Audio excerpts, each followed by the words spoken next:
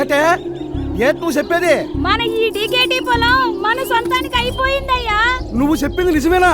అవును నాయనా, జగన్మాయ చెప్పారు ఇక్కడ నుంచి పొలం అంతా మందేనని. 20 ఏళ్ల తరువాత పూర్తి హక్కులు అనుభవించేలా కేబినెట్ గ్రీన్ సిగ్నల్ ఇచ్చింది.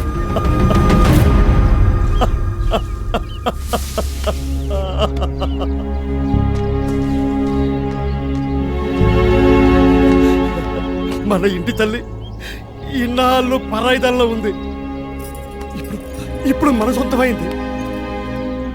అన్నా జగనన్నా, ఈ పేద కూలీ రైతుని ఆసామిని చేసావన్నా. అన్నా మాకింకేటొద్దన్నా, మాకింకేటొద్దు. ఈ నేల మీద ప్రమాణం వేసి చెప్తున్నానన్నా, ఈ ఊపిరి ఉన్నంత వరకు నిన్ను మరిసిపోవన్నా, నిన్ను మరిసిపోవన్నా. జై జగనన్నా, జై జై జగనన్నా, జై జగనన్నా. రైతే రాజు అని అందరూ చెప్తారు, కానీ జగనన్న చేసి చూపించాడు.